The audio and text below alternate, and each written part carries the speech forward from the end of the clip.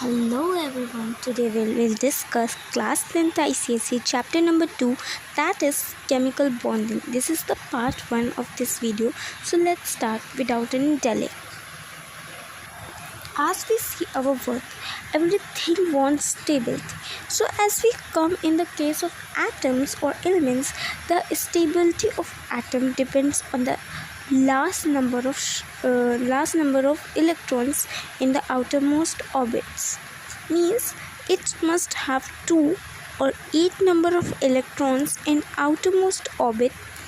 If the atom has 2 electrons in its outermost orbit, then it is called duplet, and if it is have 8, then it is called octet. Helium has 2 electrons, that's why it is duplet, while others inert gases like neon, argon, krypton, xenon and radon have 8, so they are octet. So there is a table which represent this. Just see, helium has 2, neon has 10 atomic, 18, and if we see its electronic configuration, the last cell is 8, but in the case of helium it is 2. So it is found that elements with complete outermost orbit or shell do not react. They are non-reactive in nature. In other words, their atoms having 8 or 2 electrons in the case of helium configuration are very stable and unreactive. Therefore, they attain stability. Atoms tend to combine chemically by redistribution of electrons in the outermost shell or valence electrons, so that they left with a stable electronic configuration, duplet or octet. What it does, it means, let us consider any which has atomic number 11. So if we write its electronic configuration, it would be give us 281, and thus it is the electronic configuration of any 281, and thus it is not stable because it has 1 electron in outermost orbit. If we talk about chlorine, its atomic number is 17. If we talk about electronic configuration, that would be 287. So chlorine is also not stable because it has 7 electrons in its outermost orbit. It needs 1 electron to be stable, and sodium needs 1 electron to lose. So it can lose 1 electron to form Na+. Okay, it can lose 1 electron to form Na+, and it can gain 1 electron to form Cl-.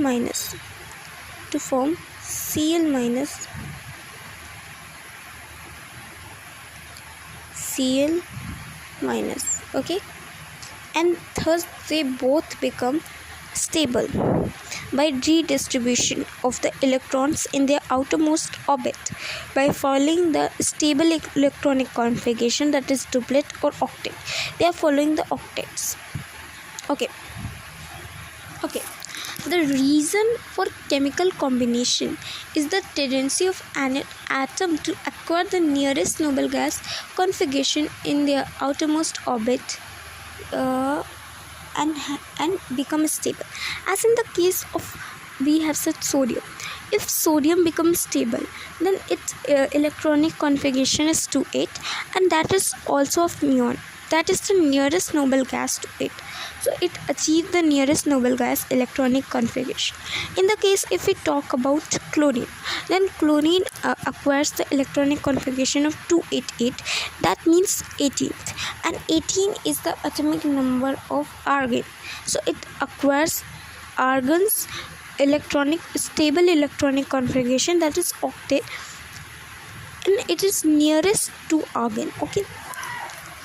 So the cause of chemical combination is the tendency of an atom to acquire stable configuration for its nearest noble gas. Okay. During this distribution of electron, a force of attraction develops between an atom which binds. Okay, what is chemical bond? Chemical bond is a force of attraction between 2 atoms in a molecule to maintain stability. Okay. So next, talking about 3 methods in which atoms can be achieved stable configuration. Okay, first one is forming electrovalent or ionic bond. We have studied in earlier in class 9. So what is ionic bond? This is the transfer of electrons from metal to non-metals. Okay, and transfer of one or more electron from one atom to the another atom form an electrovalent or ionic bond. Okay, for example, NaCl. The transfer is of one electron from Na to the chlorine. Okay, second one, sharing of one or two or three pairs of electrons become two atoms to form covalent bond. What is covalent bond? Covalent bond is formed between two non-metals if they share electrons mutual due to the mutual sharing of electrons. Covalent bond is formed. It is also called molecular bond. Just remember. Now talking about dative or coordinate bond. When a shared electron pairs are contributed by only one of the combining atoms, the bond is formed is known as coordinate. Means there will be two atoms, but the shared pair is entirely contributed by only one of the atoms. Okay, that is known as coordinate or dative bond. Okay. Now next talk briefly about electrovalent or ionic bond. Atoms of metallic elements that have 1, 2 or 3 valence electrons can lose electrons to atoms of non-metallic which has 7, 6 or 5 electrons in their outermost shell, thereby forming an electrovalent compound. What that means? Electrovalent compound is only formed, or electrovalent or ionic bond is only formed between a metal or non-metal when the metals have valence electron 1, 2 or 3 and non-metal have valence electrons 7, 6 and 5. Okay, and the metals should transfer to non-metals. After the transfer of electrons, both the combining atoms acquire electronic configuration of the nearest inner gas. That means stable configuration. A metallic atom which loses electrons become a positively charged ion, that's cation, and non-metallic atom which gains electrons become negatively charged ion, is known as anion. We have studied if an atom loses an electron, it forms positively charged, it becomes positively charged and it is known as cation, and when an atom gains an electron, it becomes negatively charged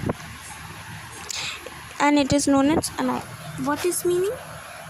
We have studied it earlier, but for a revision I will give a quick review. So for taking example, Na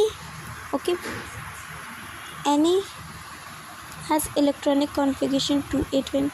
As I have said, for achieving a stable configuration, it can lose one electron and it will form Na plus. Okay, and Na, one second, Na plus, and this is an cation. This is known as cation. And if we talk about Cl has electronic configuration 287, and if we gain one electron, it will become 288, and it will achieve a stable configuration and become Cl minus. That is known as anion. Okay. An anion is a charged particle which is formed by the gain or the loss of one or more electrons by an atom. When an atom loses or gains electron, it forms ion. For example, taking this Na when loses one electron and Cl when gain one electron. One second. Okay. Yes. Now, a metallic element whose one atom daily loses to form positively charged ion is known as electropositive. When a metal who loses electrons, it loses electron readily, then it is known as electropositive element. And when a non-metallic element accepts or gains, it forms a negatively charged ion known as electronegative element. Okay, for example, chlorine. Okay, now The cation and anion, being positively charged, attract each other and form a chemical bond. Since this chemical bond is a formation due to electrostatic force of attraction between cation and anion, it is called electrovalent. Okay, due to the opposite charge, Na has plus charge and Cl has minus. So due to this opposite charge, unlike charges always attract. So due to this unlike charges, they are attracted and form a bond known as chemical bond, and it is formed due to the electrostatic force of attraction between cation and anion, and is known as electrovalent or ionic. Okay, now what is electrovalent or ionic compounds and what is electrovalency? Okay, 1 second. Okay, what is electrovalent or ionic compounds? They are the compound formed by the transfer of electrons from metals to non-metals. Simple and sober definition is that if a metal loses an electrons and it is transferred to a non-metal which gains it, then the compound formed as a result of the bond between a metal and non-metal is known as electrovalent bond, and the compound is known as electrovalent compound. This is the transfer between an electropositive element and an electronegative element. What is electrovalency? Electrovalency means an atom who loses or gains electrons to form an electrovalent bond, that is known as electrovalency. How much it can lose or gain to form electrovalent bond. Now, conditions for the formation of electrovalent or ionic bond. Okay, first we need to discuss is low ionization potential. Okay, high electron affinity and large electronegativity difference. Let us discuss one by one. Okay, first is low ionization potential. Okay, ionization energy is the energy when an atom loses an electron. It is the energy required to lose an electron. Okay, so in metals it is least or low because metals can easily lose electrons. So in metal it is low, that's why low ionization energy. And if we talk about high electron affinity is is the energy when an atom gains an electron, it is released. So in non-metals, the electrons is gained, so it must be high so the anions can be formed. In the low ionization potential, the cation will be formed. For the high electron affinity, the anion will be formed. Okay, large electronegativity difference. If we move across a period, electronegativity increases, and metals have low